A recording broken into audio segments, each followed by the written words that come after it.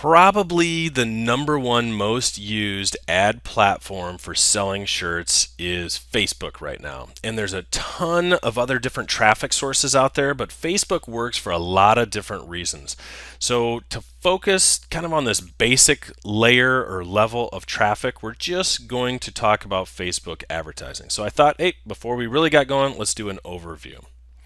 Now, why Facebook ads? First, everyone should have if you have a Facebook account, you should have a Facebook ad account. They're connected.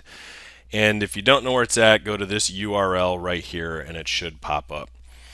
Another reason why we should be using it, it works great and it's only getting better. So we have audience overlap now, and we can really dial into some really interesting targeting that you couldn't 6 months ago or 6 years ago.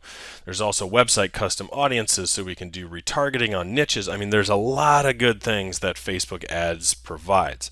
So this to me is kind of the first ad platform you should play with t-shirts. Once you get comfortable and know how to run ads in here, sure, branch out. Let's do some Google ads, let's do some Reddit ads, let's do some mobile platform ads, sure. But to start with, let's focus on Facebook. Now, inside of Facebook, there's actually two different platforms. The Ads Manager, which is kind of it's a more wizard-like interface, and then the Power Editor. And the Power Editor, if you like to crunch numbers and maybe you're an accountant and you like technical types of things, the Power Editor is probably for you. Now, between these two, I know people that only work in the Ads Manager. I know people that only work in the Power Editor. Personally, I like to work in both. There's some advantages in one. For example, PPE photo posts in the Ads Manager is super easy, but for some advanced targeting, pulling up some old website custom audiences from long ago, Power Editor is going to be the trick. The only other thing to kind of note here is when using the Power Editor, it has to be in Chrome. So however Facebook developed this, it's kind of a weird Chrome plugin type of thing. Anyway, it only works in Chrome, so you'll have to be using that if you want to go Power Editor. So let's go take a look, and this is going to focus on the Ads Manager. Here is the interface. If you don't have any campaigns up, it's going to look blank just like this. But I'll walk through. There's three levels that happen inside of any campaign. First, the campaign level, which is kind of the top side. Then there's ad sets, where you set the budget, and underneath ad sets are the different ads. So you could maybe have like 3 ads under one ad set, 2 ads under another ad set, and all that rolls up to a campaign structure. Pretty simple. If you're used to Google AdWords, it's almost identical to how Google AdWords works.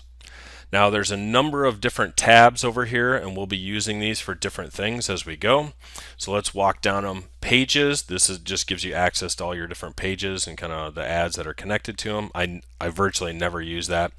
Reports, I use this weekly. I look at demographics inside of my ad campaigns. I'm looking to improve click-through rates, tighten up my targeting, whatever it may be. So I use reports a heck of a lot. Audience insights. This is kind of a tool to carve out an audience, play around before you even start making an ad. This is really worth your time. There's a separate video on it, so check that out. Settings and billing, these kind of go hand in hand. Billing, yep, you're going to need a credit card in there, no question. Facebook, they like their money. They'll take their money daily. So you have to set up billing. Settings, similar. You can give other people access to your account. What's your time zone, different things like that. Conversion tracking, this is where your conversion tracking pixels will be housed, and we use them on Teespring campaigns, and Teespring actually has a really nice interface for adding them.